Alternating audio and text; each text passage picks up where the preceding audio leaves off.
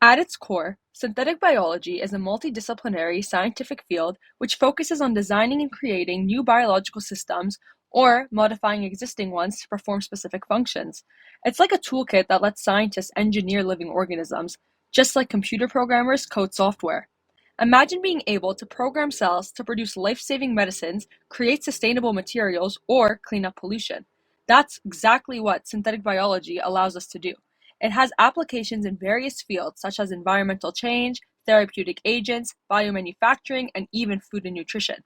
Here at iGEM, hundreds of teams take on the challenge each year of inventing novel solutions to issues affecting our world.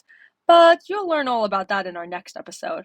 One of the essential techniques used in synthetic biology is genetic modification, which involves altering an organism's DNA to give it new traits or abilities. Scientists can insert, remove, or modify genes, which are like the instruction manuals for living organisms, to change how they function. These modified organisms, known as genetically modified organisms or GMOs, can be found in many areas of our lives, from the food we eat to the medicine we take. But synthetic biology is not just about GMOs.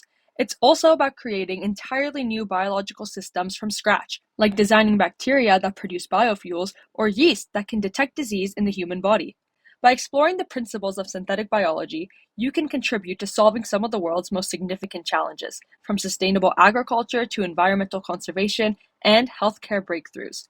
The possibilities are endless, and as the next generation of scientists and innovators, you have the power to shape the future through synthetic biology. So grab your curiosity, put on your lab coats, and join us in the thrilling journey as we dive into the powers of synthetic biology and how it can greatly contribute to more exciting discoveries in the world of science.